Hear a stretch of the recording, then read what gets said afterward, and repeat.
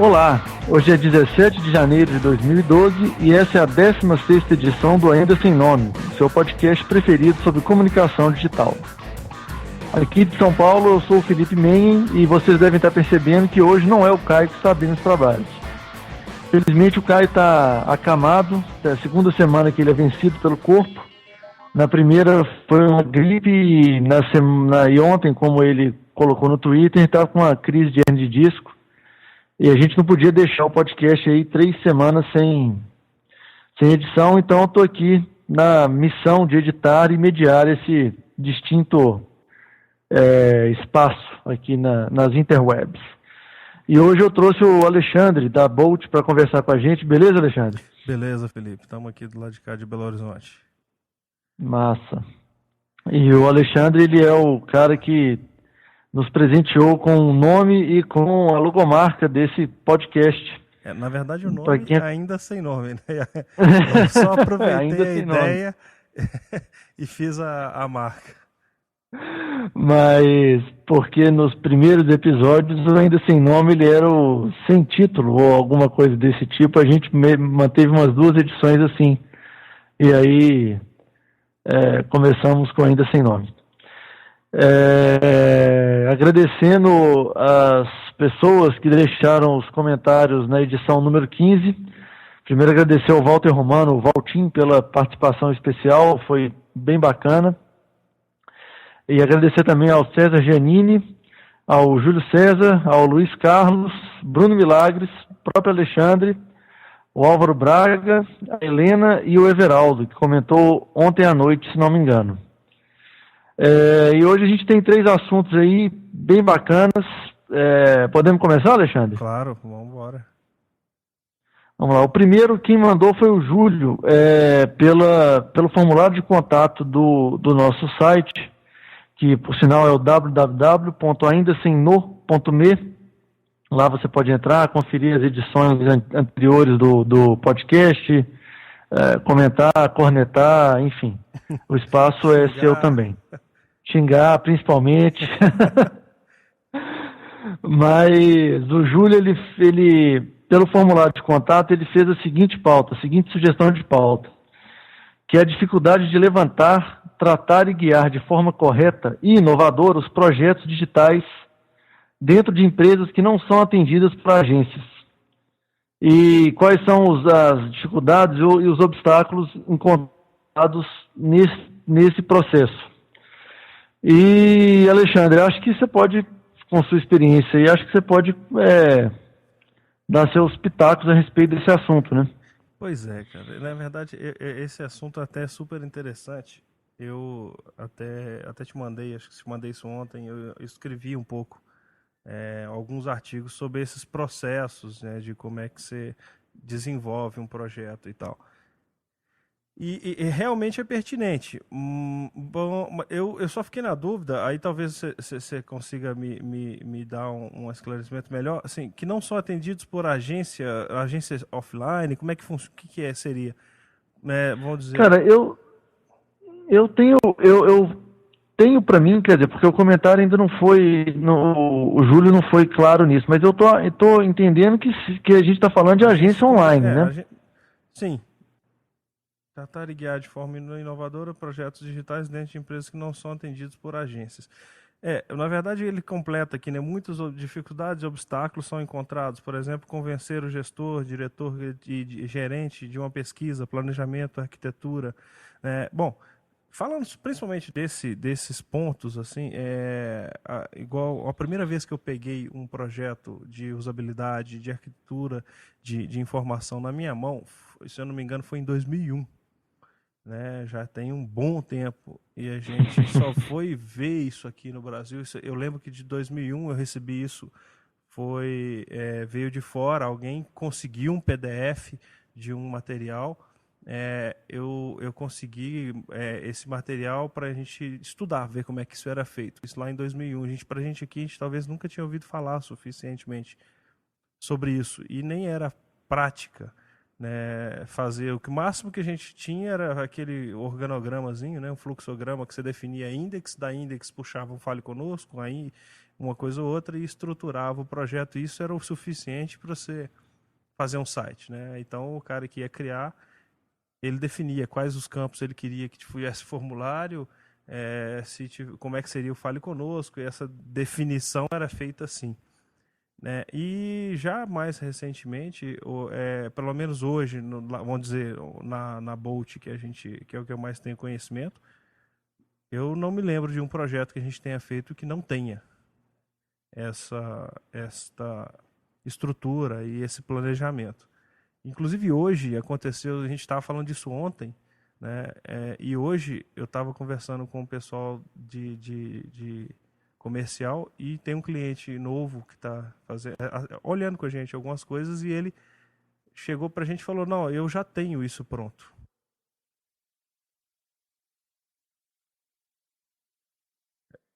A gente eu não vou trabalhar em cima de um projeto do qual eu não conheço, né? Então, mas ele, na verdade, era de estrutura que não passava por nenhuma metodologia mais correta, digamos assim, e precisava ser refeito e reavaliado. Mas isso é comum, às vezes, acontecer. Agora, principalmente, quando eu li essa pergunta, eu entendi que ele estava falando sobre agências de comunicação em geral. Entendi. Né? E eu sinto que, às vezes, quando o cliente vem direto, sem passar por uma agência anterior, ou que atenda ele de forma mais, né, ou digamos offline, que não tenha uma cultura online, é mais difícil trabalhar com um cliente vindo da agência do que um cliente direto.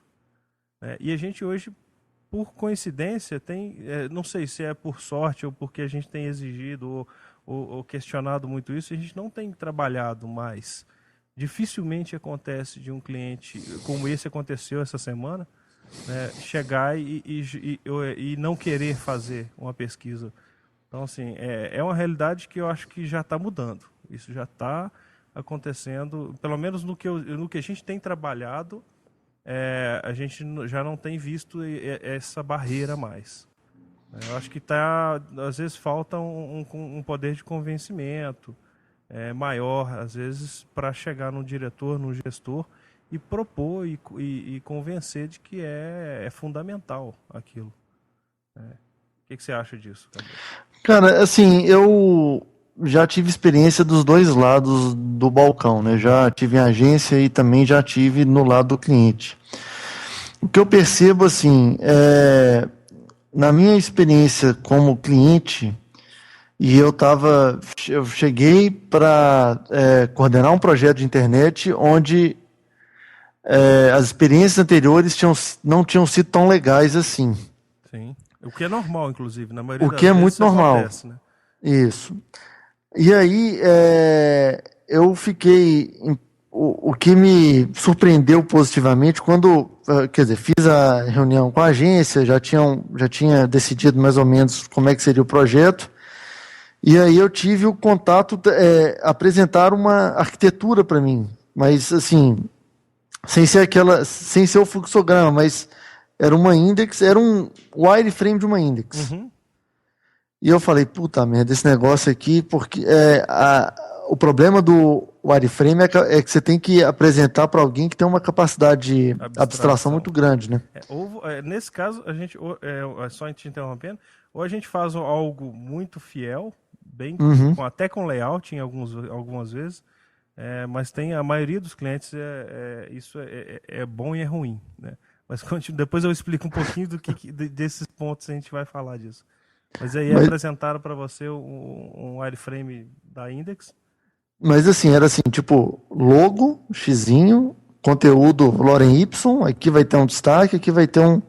Eu fui apresentar aquilo ali e fiquei surpreendido com a abstração da minha gerente, que falou, olha, beleza, entendi o que é. E isso, quer dizer, você ganha... O seu ganho de tempo de produção é muito grande nisso, né? Porque o retrabalho diminui muito. Sim. Por outro lado, eu já tive que apresentar o wireframe quando eu estava em agência, que aí foi aquele esquema que você falou, assim, primeiro convencer o que era um wireframe, porque eu acho que Tem gente que já espera que você já apresente um layout pronto, assim, tipo, uma index já desenhada. Uhum. E segundo foi exatamente ter que explicar, na época até bati o pé de querer mostrar o Wire, e o cliente não entendeu. Tipo, pra que isso? Pula logo direto Direto pro layout. pro layout, que é isso que eu quero que vai me resolver. E aí eu acho que você tem que ter, além do jogo de cintura e de um certo conhecimento técnico, é saber dobrar, aliás, mais o conhecimento técnico que o jogo de cintura, é você conseguir convencer o cara do que o que você está apresentando faz parte de um processo e que ele tem um resultado final, e por isso que você está fazendo isso. Não é só jogar para a torcida, não sei. Bom, isso é uma coisa, quando você me mandou essa pauta, eu fiquei pensando, isso tem a ver com a forma de comprar comunicação que a maioria dos gestores ou diretores que já estão acostumados. Aquela velha mania de concorrência, por exemplo. Eu falo, toda vez que chega uma concorrência para gente, e se essa concorrência exige layout, eu falo que assim, só pode, os caras devem gostar de ser enganado. Sabe? Porque não tem como eu fazer um layout em uma semana e conhecer o negócio do cara, sabe? Entrar a fundo, saber o que o cliente dele espera, sabe? Não funciona dessa maneira. Então, quando a gente faz, eu já faço sabendo que aquilo é só para enganar o cara, para ele achar bonito e comprar de mim, e, sabe? Isso acho aí sim é um absurdo, né? E esse é um problema. Então você tem que mostrar, o que eu vejo na verdade é chegar pro cara e falar assim, existe um monte de coisa antes do layout que precisam ser feitas. Não adianta nada eu falar com você que o seu site vai ser lindo e maravilhoso do jeito que você está vendo aqui, se a gente não souber onde é que o que o cara está procurando receber, achar no seu site, né? Se a gente não souber qual o nível de informação ele espera, né? E depois disso conhecer o próprio negócio do cara para poder fazer algo que seja mais coerente, porque em uma semana ninguém entende o processo de comunicação nem de uma padaria. Muito menos de uma empresa gigantesca, sei lá, como qualquer outra grande aí. Então eu acho muito complexo. Então, nesse caso, se a gente não vai a pesquisar, é um risco muito grande de errar e ter que refazer o projeto. E a gente sabe, toda vez que a gente entra num processo desse tipo, por mais que seja assim, a gente não goste, e infelizmente em alguns casos a gente tem que participar, porque senão não sobrevive, né? Tem que pagar a conta e pagar salário de 30 e tantas pessoas. Mas a gente sabe que na maioria das vezes aquilo que foi projetado no início, ele é trocado no final. Né? E a gente fala isso para o cliente. Né? Olha, eu estou te apresentando aqui porque é obrigado, mas querer eu não quero. Entendeu? Eu não acho correto e não é a melhor forma de comprar. Mas eles estão acostumados a comprar comunicação assim, né? O processo anterior da agência, ele foi a vida inteira assim. Né? O que valia ali era muitas vezes uma frase muito bem feita e uma fotografia muito legal. Né? Com a direção de arte bonita, está resolvido. Só que quando você vai para a internet, é uma interface. Né? E você tem um monte de gente do outro lado, e são várias pessoas diferentes que vão usar em máquinas diferentes, com computadores diferentes, experiências completamente diferentes. Né? Não é uma revista que ela se apresenta da mesma forma para todo mundo. Não é um outdoor que é passivo. Uhum. Então, eu acho que é por aí que a gente deve questionar e sugerir o estudo. Uma vez a gente participou de um projeto, talvez uma das melhores experiências que a gente fez lá na Bolt, foi um projeto que a gente fez para a Fundep. Esse projeto até saiu na revista Web Design, que agora acho que é Wide. Né? E o que era esse projeto? Era um projeto do site da Fundep inteiro, não sei se acho que eram umas 400 páginas. É muito grande o projeto. E na época foi a Mapa que fez o estudo de usabilidade e o wireframe. Uhum. E foi muito bem documentado. Né? Então, quando chegou para a gente fazer o orçamento, já chegou o wireframe com estudo. Estudo de métricas, de analytics, estudo de usabilidade, o wireframe já desenhado. E esse wireframe, particularmente, veio com alta fidelidade, ou seja, ele veio muito parecido com um layout mesmo. E o interessante é que quando chegou para orçar, chegou para a gente já o wireframe. Eu sabia exatamente o que cada uma das páginas ia ter. Então a chance de eu errar no orçamento é mínima. Né? Isso já é um ganho para a empresa. Uhum. E o interessante é que esse projeto seria desenvolvido só layout e HTML e CSS dentro da Bolt, e todo o sistema seria desenvolvido pela BHTech. Pô, você tinha uma empresa que fez o estudo, a outra que faria o layout e o HTML, e quem entraria com o sistema seria uma terceira. É a receita do erro, né? Só que, pelo contrário, quando foi tudo muito bem documentado e a gente trabalhou dentro dos processos, a gente adaptou a nossa equipe para trabalhar no mesmo processo do que a Fundep trabalhava. E com essa documentação toda, a gente conseguiu fazer todos os layouts e todos o HTML e entregar para a BHTech sem ter uma reunião entre nenhuma das empresas.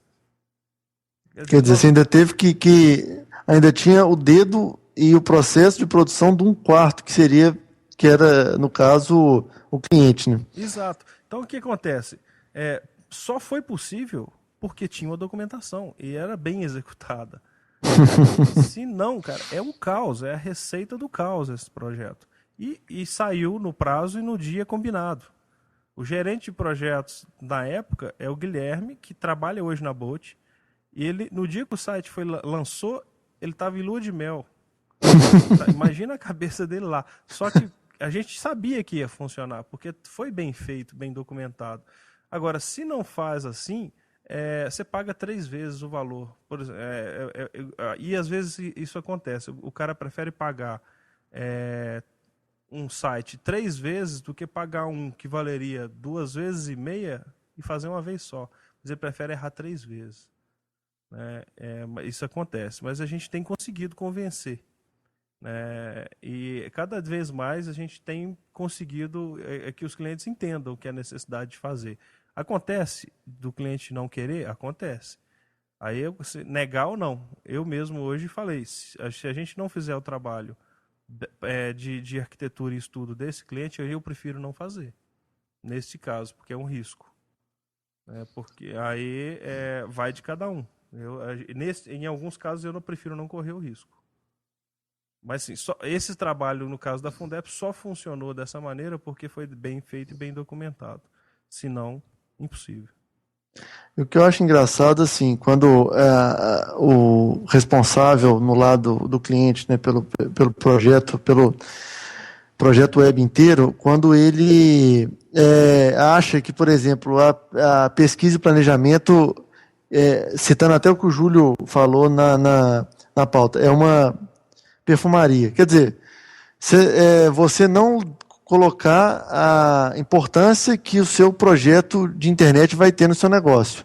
Sim. Quando você vai abrir até mesmo uma padaria, você tem que saber quem são os seus concorrentes no bairro, quanto que está o preço do pãozinho, o que eles têm de diferente. Por que isso não vai servir, por exemplo, quando você vai fazer um site? Que é um investimento tão alto quanto, né? Exatamente. E tão importante quanto, né, o próprio negócio, né? Exatamente. Um exemplo disso, a gente tem aconteceu recentemente essa questão do planejamento. A gente normalmente tem um relatório que é enviado semanalmente, aí combinado, né, com o cliente, mas geralmente é semanalmente.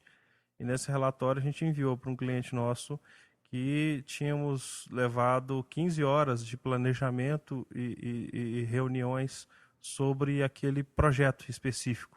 E que essas 15 horas elas estavam dentro de um preço fechado que era tanto.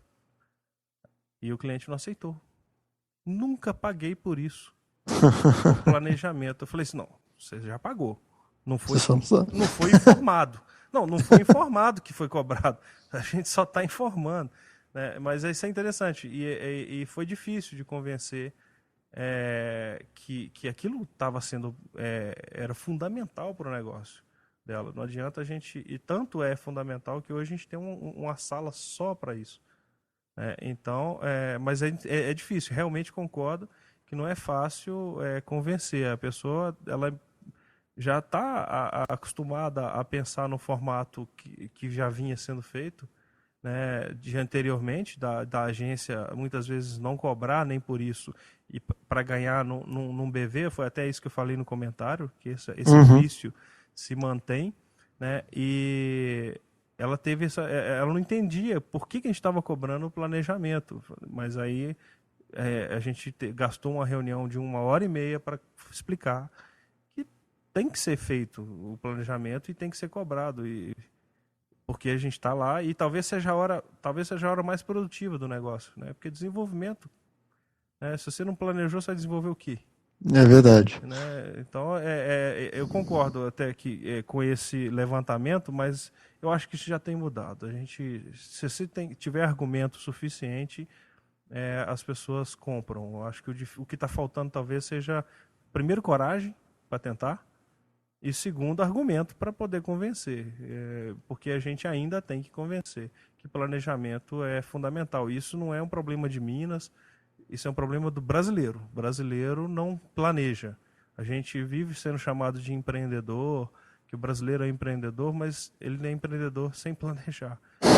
Agora que a gente começa a ver plano de negócio, é novidade para a maioria das pessoas.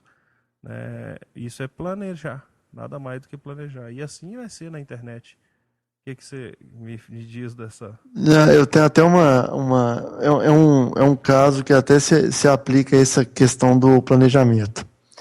Nessa mesma empresa que eu coordenei o projeto de internet, a gente era uma planta industrial que estava em expansão, e um dia eu estava conversando com o engenheiro e ele fala, não, a gente podia usar aqui o drywall, que é aquela parede de gesso, né? Sim. Aí eu falei, putz, mas aquilo ali funciona? Ele, não, aquilo ali é ótimo, mas tem um problema. Você tem que planejar a obra 6 meses para construir em 2. Uhum. No Brasil, a gente faz o contrário. A gente planeja em 2 para fazer em 6. Porque você sempre chega no meio do caminho e fala, putz, podia ter uma tomada ali, podia ter uma porta aqui, enfim.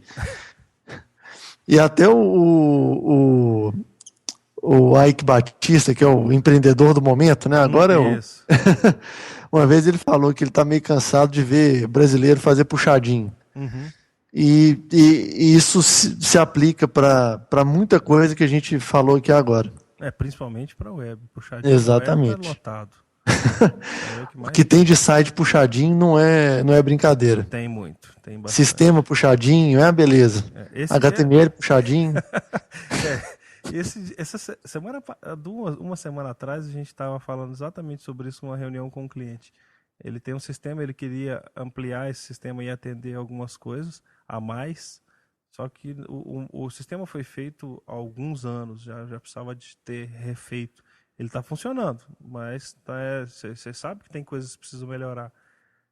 E aí a gente tomou a decisão, não, vamos refazer do zero, o programa vai ser feito de novo. Então, assim, por mais uma vez a gente ainda conseguiu convencer que valia a pena refazer o estudo, entender a realidade de hoje e tal. Mas é exatamente isso, para evitar de fazer puxadinho, porque o puxadinho pode funcionar agora, uma hora ele vai dar um problema. Ele funciona durante um momento ou por uma necessidade específica. Na hora que o negócio, você precisa escalonar o negócio, não tem jeito. Principalmente site, HTML. Você vê muito disso, né? Eu cansei de passar a noite, às vezes, tentando corrigir erro em programação de alguém. Eu cansei, já foram várias noites que eu fiz por causa disso.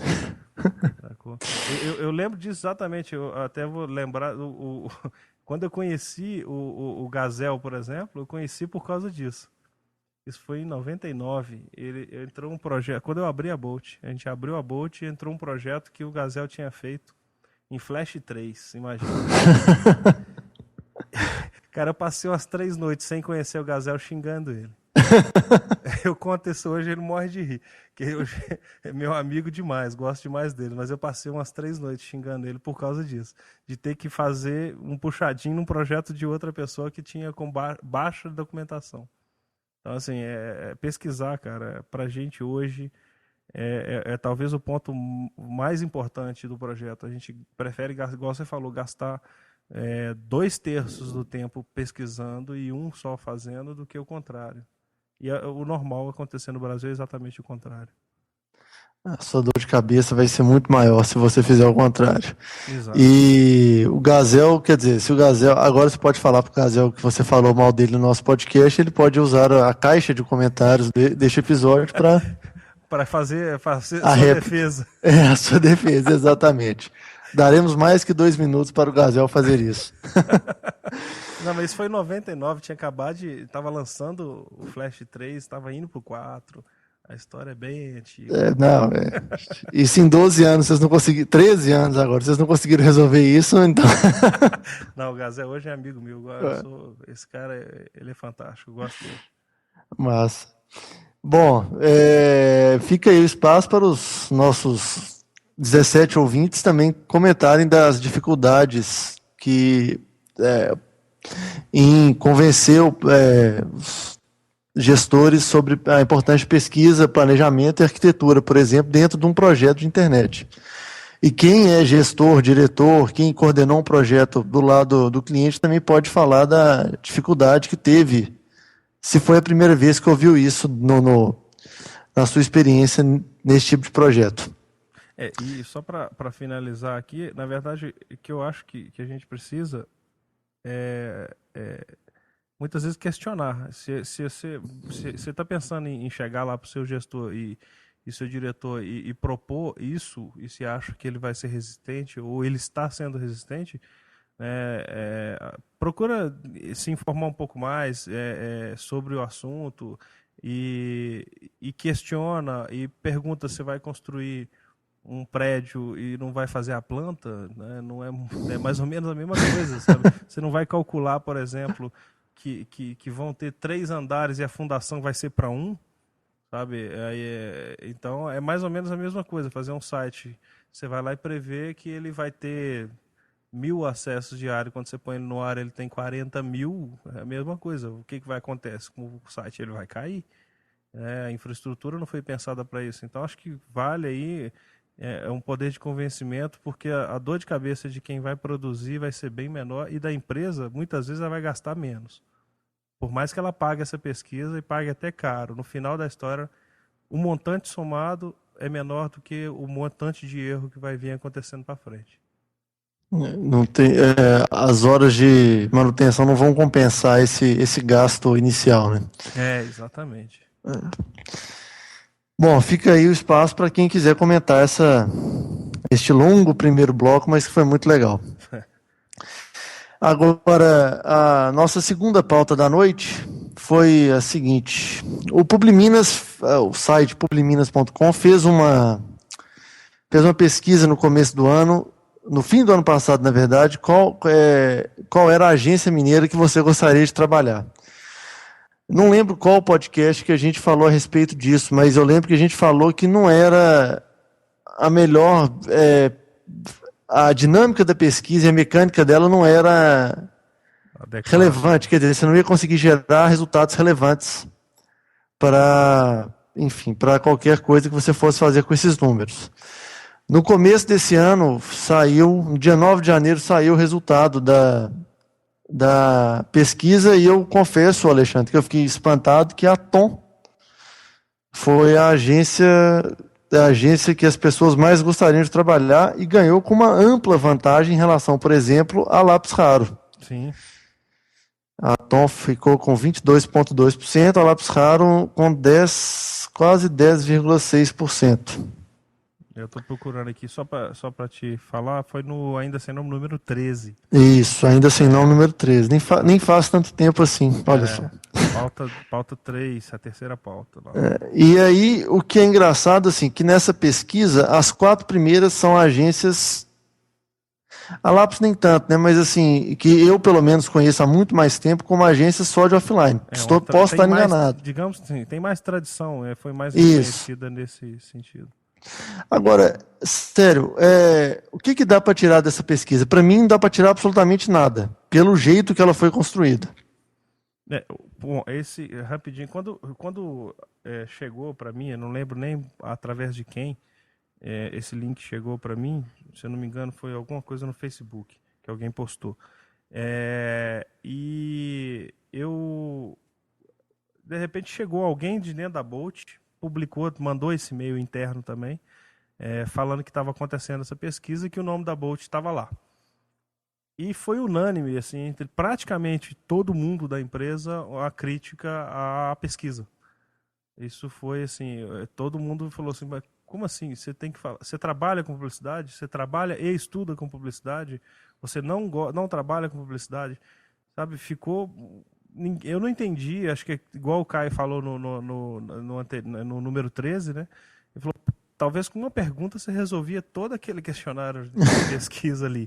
E eu concordo, assim, a iniciativa é interessante, mas a forma como foi feita realmente ficou a desejar. Eu acho que poderia ter sido feito um trabalho melhor, uma pesquisa mais interessante.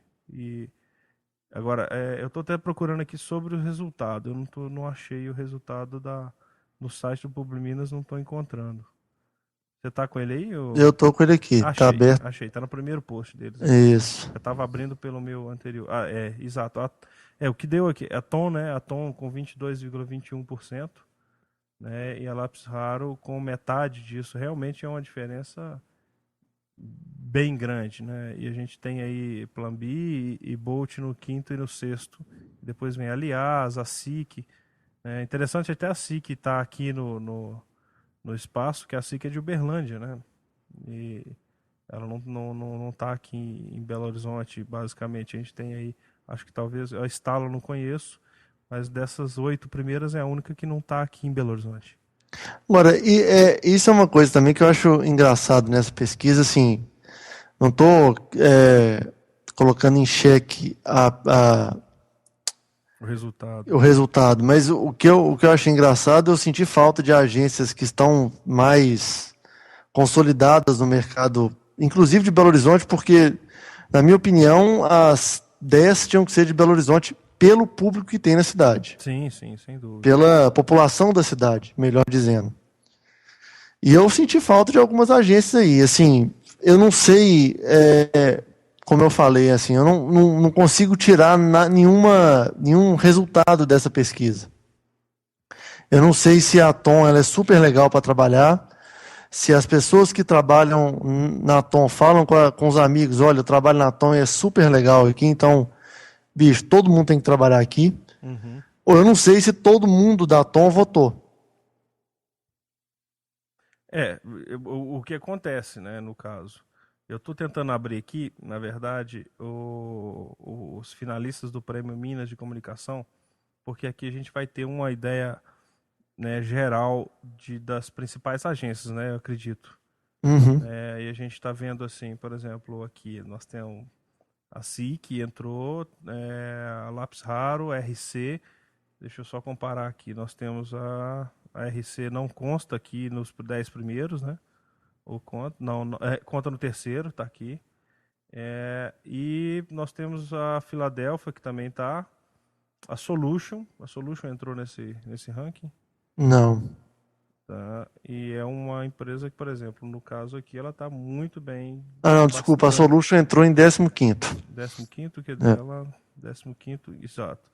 Tá, e a gente tem uma empresa que tem aqui bastante coisa aqui na categoria jornal, por exemplo. A gente tem ela na parte de revista, tem bastante coisa da Solution. Então, assim, realmente, eu, é, eu não sei como é que foi feito a pesquisa, e eu vejo que no post aqui ele até questiona, falando que teve, né, a participação foi legal, em grande parte surpreendeu, mas ele falou que muita empresa votou nela mesma, né, muita gente da mesma empresa, né, tá, votaram o dia inteiro na sua empresa, não fará dela a mais desejada de Minas, né, teve um recadozinho aí para alguns.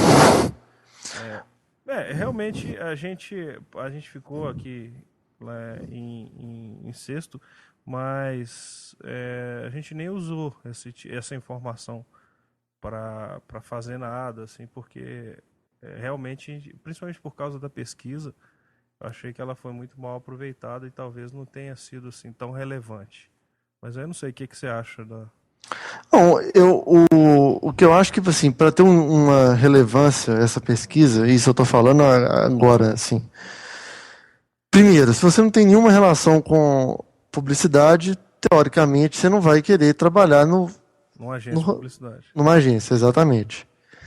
A outra é a seguinte: por que que você gostaria de trabalhar naquela agência? O salário é melhor? As condições de trabalho são legais? Os clientes são interessantes? Isso é uma informação muito válida. Né? O benefício é legal, eu vou virar 16 noites por mês trabalhando, sabe? Então, assim, isso são informações relevantes para você saber se a agência X é interessante ou não do que a agência Y para você trabalhar. Concordo. Que talvez essa pesquisa ela pode ter sido espelhada naquelas pesquisas da Exame, né, as 500 melhores empresas para se trabalhar, etc e tal, mas tem uma metodologia nisso que claramente não foi seguida nessa pesquisa. Eu acho que é uma iniciativa muito legal, mas não do jeito que foi feito.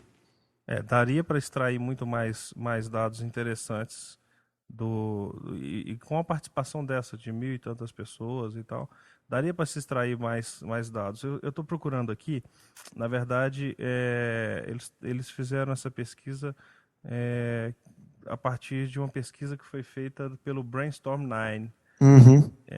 E eles fizeram essa pesquisa, agora eu não sei se ela foi exatamente igual ao mesmo tipo de coisa, mas tem aqui, eu abri aqui o post e eu estou procurando. Não tenho não tem aqui o que foi respondido, mas o gráfico, inclusive, é até muito parecido e tal. Deixa eu achar aqui. Na verdade, acho que eles pegaram a mesma pesquisa, porque tem o mesmo tipo de dado aqui. Entendi. Então tá assim, 49,77% disseram que trabalham com comunicação. Responderam que estudam e trabalham com comunicação. Né? Então, aparentemente foi replicado a partir do que foi feito pelo Brainstorm 9 aqui. Né? O que é mais um erro. Porque se os caras já erraram lá, a gente errar aqui é só copiar o erro, né? Copiar uma coisa que foi feita lá que não foi boa. Eu concordo que a gente seria muito mais útil, até mesmo para a gente lá, por exemplo, da AMAD e tal, seria uma pesquisa interessante para entender quais são os fatores que fazem que a pessoa escolha um lugar para trabalhar. Uhum. Né? E a outra pesquisa interessante também seria, por exemplo, saber o que faz ela permanecer no local. Exatamente. Isso é importante saber no mercado que o turnover é altíssimo, né, Alexandre? Exatamente. Isso não é fácil, inclusive. E eu te falo, a gente tem pesquisado muito sobre isso, a gente tem procurado ler sobre isso, a gente faz anualmente uma pesquisa de clima interna para entender um pouco algumas coisas e tal. E não é salário que mantém o cara no emprego. Esse talvez seja o terceiro, quarto ou quinto item da lista que faça com que ele permaneça. E muitas vezes a gente vê o pessoal falando de salário, e não é. Isso já vi alguns materiais sobre isso, e a gente, com pesquisa, a gente viu que não é o salário que faz com que a pessoa se mantenha. São outros fatores aí, tem realização, tem carreira, tem um monte de outras coisas que fazem que as pessoas escolham permanecer na empresa. Né? E a gente tem feito entrevista sempre que entra um funcionário novo, e uma das perguntas que assim é normal a gente perguntar é por que você quer trabalhar aqui, né? O que te fez escolher vir trabalhar aqui? E isso pra gente essa resposta é muito legal, assim, é sempre muito boa entender, né? E eu não lembro de ter ouvido uma pessoa falar que é porque está pagando melhor ou porque tem alguma outra coisa. Geralmente são outros fatores. Isso é interessante. Então, talvez esse dado seria muito mais importante saber do que saber quem trabalha ou não com publicidade. Exatamente. E Cara, eu achei legal a Bolt fazer pesquisa de clima, assim. Eu acho que é um negócio que dá tanta luz depois, assim, para novas ideias e um planejamento de médio prazo que eu acho que teria que ser uma prática mais comum, entendeu? Eu vejo pouca gente fazendo. Isso pra gente, a gente acabou de fazer a do ano passado, a gente está compilando os dados ainda, mas é o segundo ano que a gente faz. E boa parte do que a gente mudou dentro da empresa, desde estrutura, reforma, sala nova, funcionalidades, e cargos e tal, boa parte dessas mudanças a gente identificou com a pesquisa de clima. Não foi nada que a gente quer um escritório bonitinho com a cara do Google. Não, a gente foi lá e perguntou o que as pessoas querem. Como você quer? E uma das perguntas foi, por exemplo, a Bolt parece um escritório de advogado. E parecia, cara. É verdade. E aí a gente falou, pô, realmente, então tá, vamos fazer uma reforma. E aí a gente foi pegando os pontos e definindo ali o que era prioridade, o que dava para ser feito agora, o que era médio e longo prazo. E aí você consegue planejar, né? Você planeja o resto do ano inteiro a partir disso. Até mesmo questão de o que as pessoas... A gente tem uma reunião diária, diária... Não, na verdade essa reunião acontece geralmente na sexta-feira, onde os times falam o que foi bom e o que foi ruim na semana. Desde, fulano de tal chegou atrasado, isso me atrapalhou nesse ponto. E desde coisas boas, isso aqui foi bom, isso aqui foi ruim. Todas as semanas a gente recebe um relatório com o que foi bom e com o que foi ruim naquela semana, e com o relatório, o gráfico de produtividade individual e geral de cada um dos times. É um jeito que a gente achou de conseguir ir sanando os problemas ao longo que eles vão aparecendo. Porque aparecer problema vai aparecer sempre. Sempre. Aliás, é até bom que tenha problemas, né? Exato. Inclusive eu falo isso com o cliente. O cliente às vezes reclama que está tendo problema com um cliente qualquer. Eu falo assim, ter problema não é ruim, desde que você resolva. O problema é se não resolve. Então, assim, essa questão a gente já fugiu já um pouquinho do tema, né? Mas normal. É recorrente. Práticas ainda sem nome, a gente estourar o tempo E proposto e também fugir do tempo. Nós já estamos com 36. Mas é uma coisa que a gente tem feito e que tem funcionado. É uma experiência que inclusive, sugestão do Guilherme, que hoje está com a gente no planejamento, que fosse feito isso. E a gente tem feito, e para a gente tem sido muito valioso, assim, essas informações. E às vezes a gente conversa com o pessoal que trabalha com a gente e fala assim, nem sempre essa mudança vai ser na velocidade que você gostaria. Mas que a gente sabe que precisa e que vamos mudar na medida do possível. Isso existe. A gente acabou de fechar agora, amanhã tem uma reunião sobre isso, sobre o orçamento do ano que vem. E tudo previsto na pesquisa de clima está previsto no orçamento. Então, até, por exemplo, faculdade de funcionário, e tem um monte de coisas que foram questionadas ou sugeridas na pesquisa, e a gente está levando isso para dentro do planejamento anual. Então, assim, ajuda. Acho que era legal se todo mundo fizesse, faz uma diferença boa. Assim, você vai perceber coisas que às vezes você não via. E que outra pessoa com outro olhar vai enxergar. Então é importante fazer. É importante, quer dizer, você vai ter números e vai estar claro por que a agência por que tal agência é o lugar que todo mundo deseja trabalhar, ou então, igual a gente falou, por que é o lugar que tem menos turnover. Tem menos turnover, que é o negócio que honestamente me assusta, assim, o turnover dentro de agência. E, óbvio, isso não é um problema ou uma característica do mercado de Belo Horizonte. Mundial, aqui em São Paulo eu vejo isso também com uma grande frequência. O curioso é que eles divulgaram os resultados e ninguém comentou. Sim. E falando de ninguém utilizar o dado e tal para mostrar que é a empresa e tal. Felizmente, né? Porque se alguém, se alguém aparecesse falando que está entre as 10 empresas, as 10 agências mais desejadas para se trabalhar, eu ia utilizar alguns minutos desse podcast para trollar. Inclusive você ameaçou isso. Ameacei.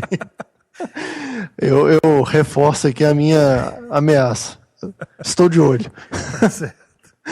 E como na falta de comentários, a gente ainda usa esse tema para o nosso terceiro e último assunto da noite, que foi um post que o Narcélio colocou no Google Plus, e a gente fica discutindo aí se o Google Plus ele é bom ou não, se ele vai vingar ou não.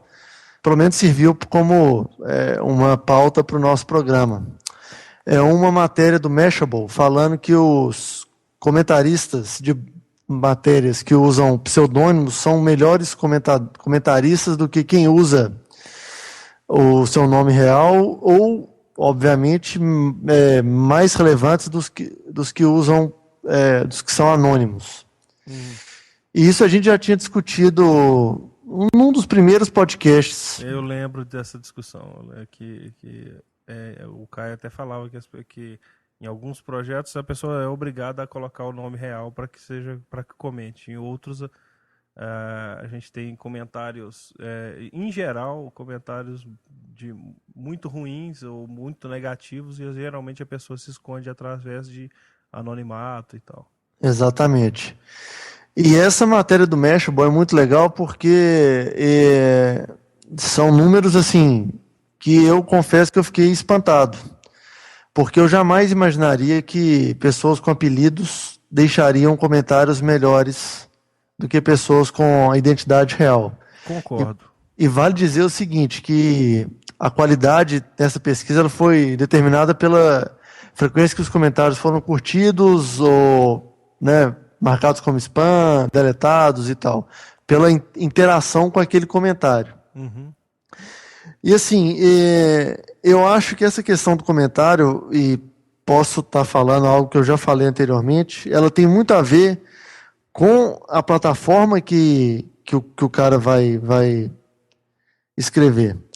Eu acho assim, cara, não dá para querer começar uma discussão minimamente relevante em comentário da Globo.com, do G1, do YouTube, entendeu? E isso sendo nos três casos, pseudônimo, anonimato ou identidade real. Você não vai conseguir manter um nível de qualidade. Não tem jeito, é impossível. Agora, vejo isso constantemente. Eu desisto. Tem horas que eu leio 2, 3 comentários e falo, não vou nem entrar na conversa porque não dá. Inclusive eu lembro que no caso o Caio estava falando sobre aquela agressão que teve a uma menina aqui em Belo Horizonte, né?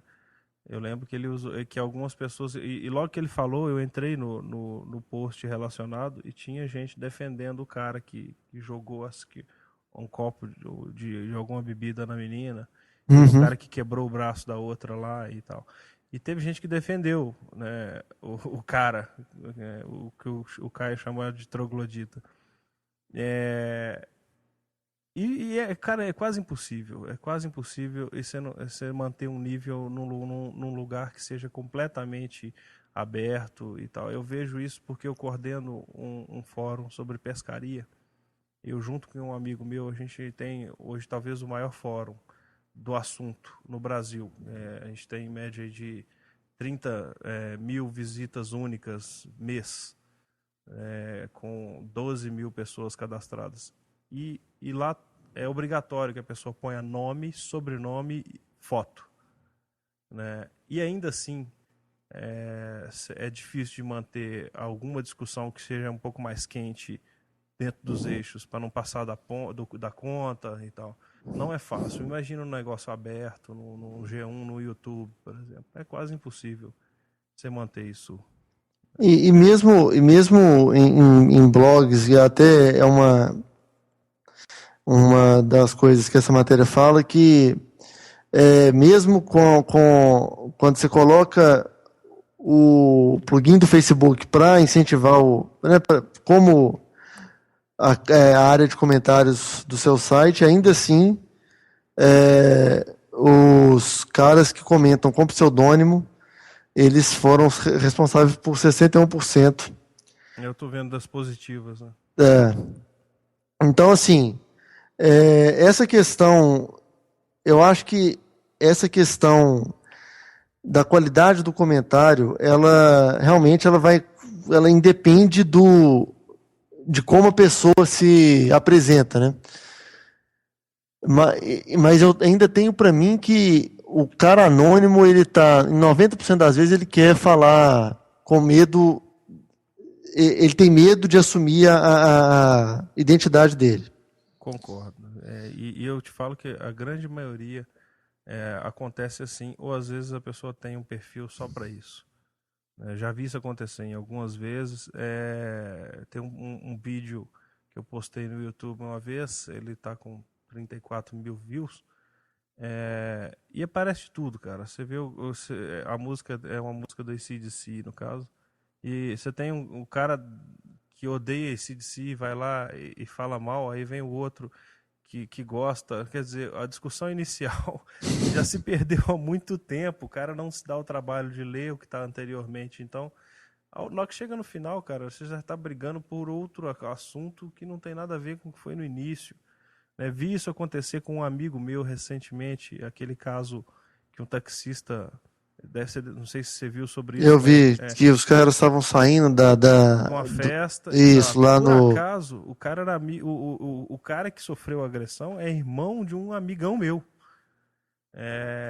E é muito próximo. Viajei com ele esse final de semana agora.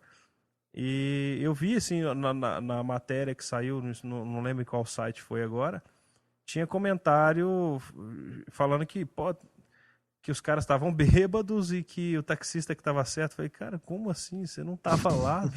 Como é que você pode, sabe? Então você tem todo tipo de coisa. E normalmente eu vejo, eu não posso estar errado, mas o que normalmente acontece é que esse tipo de coisa geralmente é feito por anônimos.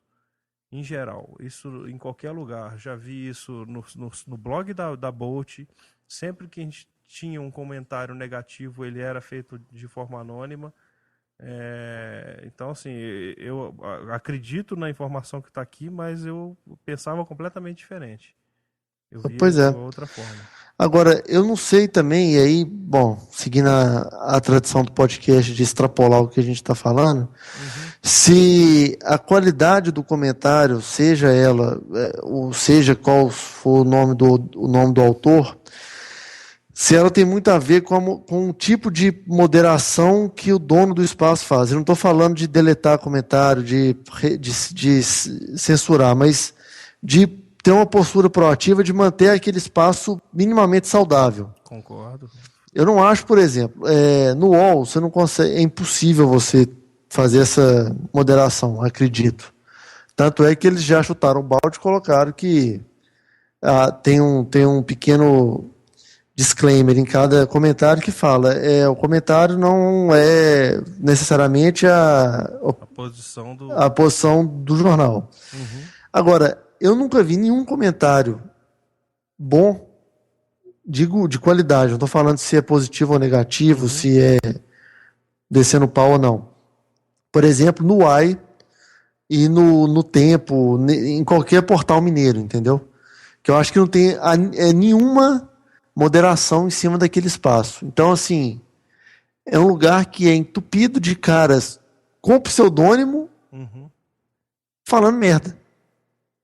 Concordo. Você não tira nada daquilo ali. É difícil de extrair alguma coisa boa. Recentemente a gente já teve um problema com isso nesse fórum. Saiu uma matéria numa revista em que o cara que escreveu a matéria, até amigo meu, ele falou que tinha capturado o recorde brasileiro de uma espécie de peixe. Só que na matéria ele não põe a medida e nem o peso, não comprova a medida e nem o peso daquele peixe. Bicho, o mundo inteiro que conhece o assunto criticou. com críticas muito construtivas. Só que alguns entram naquela onda de chutar cachorro morto e fala coisas absurdas, cara. Só que lá, por obrigação, ele tem que entrar com o nome e sobrenome e a foto. Então a gente sabe quem é.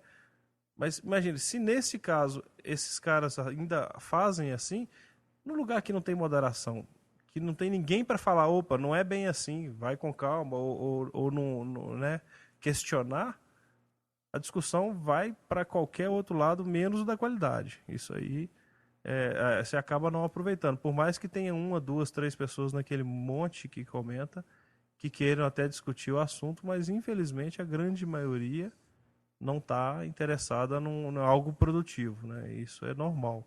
Mas aí eu não li completamente a matéria. Ele cita, por exemplo, aonde é que foi feito e através de que tipo de post, porque eu acho que até a forma de se postar pode influenciar negativamente num post ou positivamente. Não, ele foi. Não especifica, não. O estudo ele é só do post, Da interação. especificamente dos comentários. Eu acho que até mesmo o próprio assunto influencia na qualidade do comentário que se vê. Por exemplo, saiu agora no Facebook, eu vi hoje à tarde sobre aquela matéria da Veja, né? De que a Veja diz que devia acabar com o ensino de algumas matérias nos cursos porque eles só serviam para fazer propaganda do governo. E coincidentemente eu vi bons comentários, assim. Eu vi bons comentários, mas acho que surgiu talvez num meio diferente, assim, de público. Quando você lida com um público aberto, o risco de se ter uma baixa qualidade é grande, né? Aí eu acho que é um pouco irrelevante o que se comenta. Às vezes a gente até não lê porque sabe que não vai ter muito retorno daquilo. Às vezes eu entro numa discussão e já penso assim, eu vou conseguir tirar alguma coisa disso? Se passar na minha cabeça que não, eu já não entro. É melhor. Eu não sei, às vezes eu entro e penso depois, mas... Ontem mais ou menos aconteceu isso comigo também. Eu falei, putz, dá pra pagar, velho? Vamos começar tudo de novo, sabe? Aquele negócio que não... Agora, essa dica do Narcélio é interessante, assim. Eu acho que a gente podia ver alguém podia fazer esse estudo nos portais e sites brasileiros. Não os portais, eu acho que talvez em sites de nicho, talvez a gente consiga ter um número mais verdadeiro acerca deste assunto, se os comentadores que usam apelidos são mais legais do que os que usam seus nomes reais e muito mais legais dos que utilizam o anonimato. Deu um trava-língua aqui. Eu fiz até quando o Caio comentou sobre isso, eu até escrevi lá, falando de um post que eu escrevi uma vez no meu blog sobre o camiseteria. E esse negócio é interessante porque no camiseteria você tem que ser cadastrado de alguma maneira para na época, não sei nem, tem muito tempo que eu não entro, não sei se ainda é assim, mas na época você se cadastrava e você podia mandar seus desenhos e as pessoas iam comentando o que achavam das criações em geral. E na época que lançou o site, eu entrei e postei algumas coisas. E a maioria das vezes, os comentários que eu recebi, 99% deles foram muito, muito ácidos e muito críticos e negativos. E isso me chamou a atenção. Eu comecei a pesquisar e entrar em outros e analisar o tom dos comentários. E, em geral, eram esses o mesmo tom para todos os outros.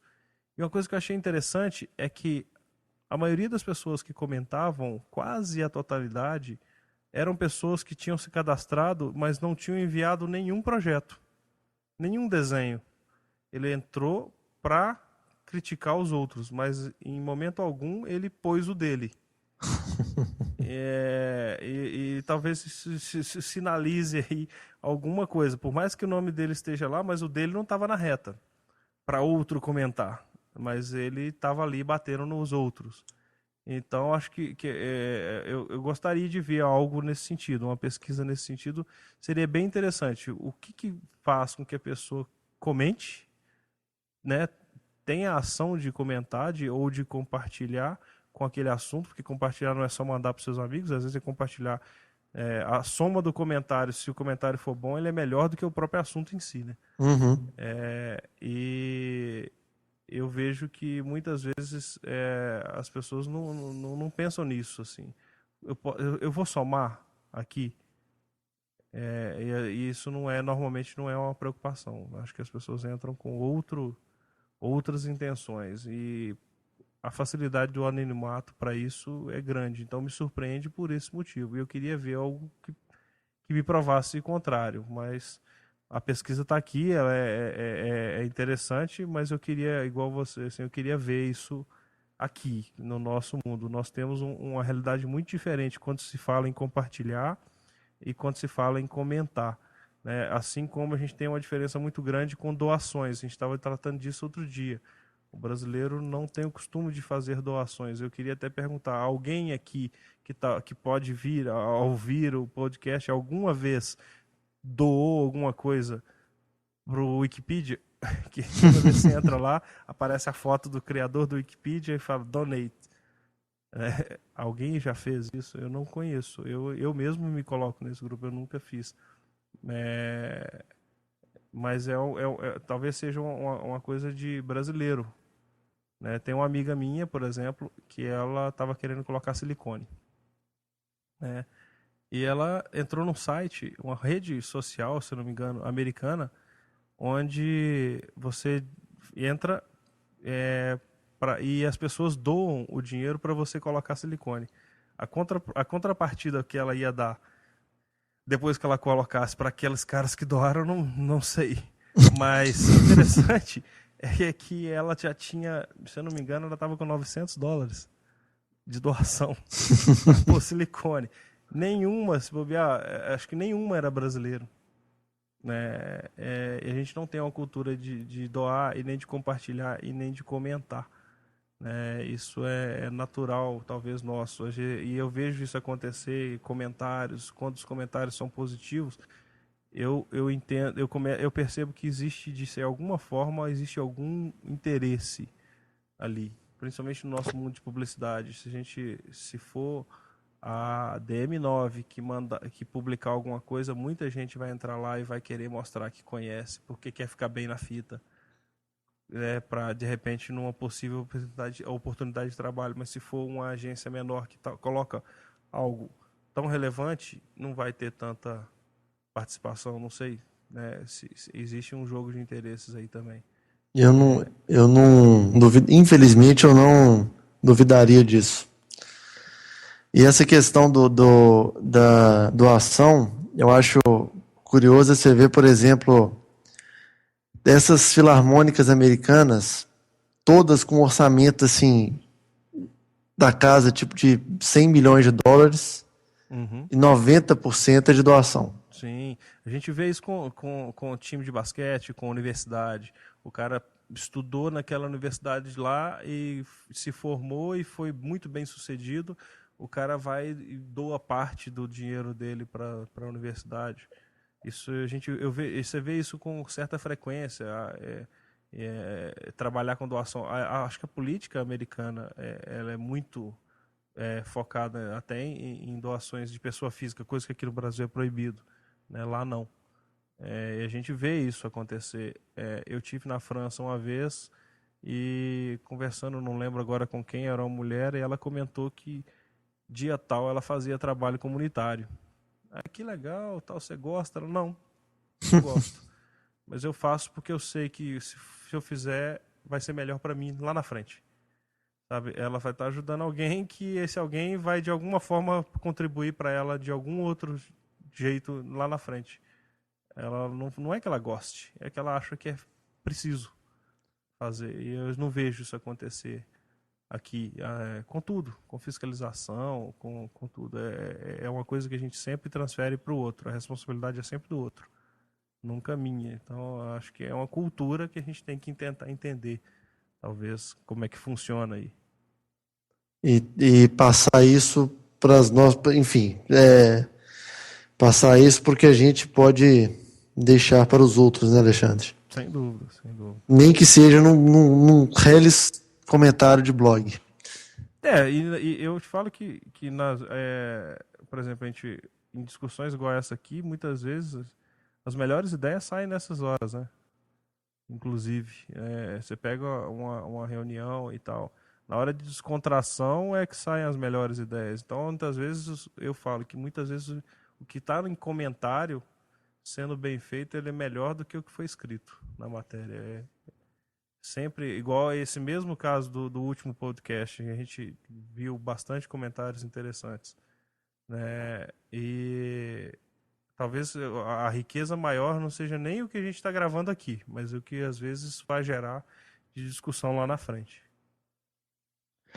E foi o penúltimo, né? O que o Caio colocou os hot sites na cruz e tacou pedra e aí coitado. Não, mas igual eu falo, sobre esse assunto eu concordo com ele, mas em alguns pontos, mas tem ressalvas. Claro. E é o que a gente pede, todo podcast, todo fim de episódio, é que você, por favor, deixe seu comentário no www.aindasemno.me, ou você pode entrar nas redes sociais e procurar a gente. Eu sou o @Felipe Cabeça no Twitter, o Caio, fazendo as honras para ele é o Caio CGO, e Alexandre, você é o Alex Bolt. Alex Bolt no Twitter. Exato, no Twitter. E só procurar lá Alexandre Stanislau, Alexandre.zeca no Facebook. Ou entra na Bolt lá e acha também. Exatamente. Bolt.com.br. Lá tem sempre alguma coisa que eu estou escrevendo. Meu caro, muito obrigado pela sua participação hoje. Acho que foi bem bacana. Espero ter conseguido para os nossos 15 ouvintes, agora já com mais de 1 hora de programa, que eu tenha ao menos feito um pouquinho do que o Caio faz aqui. Não, foi ótimo também. Eu queria agradecer a honra de poder substituir o Caio. Na verdade, eu até falei que eu queria poder participar com o Caio e com vocês, para a gente poder discutir mais, porque eu falo que eu sempre gosto de conversar com quem não concorda comigo.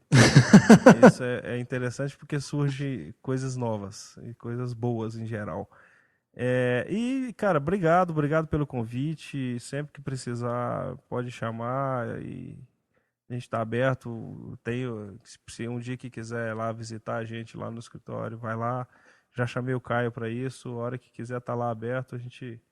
E falando que o Quinta Digital, a gente já está projetando para voltar agora, e a gente quer fazer um ainda sem nome ao vivo. O que você acha? Aí vai ser a responsa total do ano. Exato. A gente vai se eu passar vivo disso, e se o Caio não tomar nenhuma pedrada até o fim do Quinta Digital, a gente pode considerar até que o calendário Maia certo, e enfim, o mundo pode acabar depois desse Quinta Digital. Exato, então já fica o convite, assim que eu já tiver com a agenda, a gente já marca um fazendo ao vivo lá e vai ser bem legal. Obrigado e deixa um comentário aí, eu quero que o pessoal comente, vamos ver o que a gente... E deixe como o nome normal, não entre como anônimo, não vá na onda da pesquisa. Exatamente. Chamar a pessoa pelo nome. Por favor. Então esse foi o 16º Ainda Sem Nome, e espero que vocês tenham gostado. Até um próximo. Tomara na semana que vem. Valeu, um abraço. Um abraço, boa noite.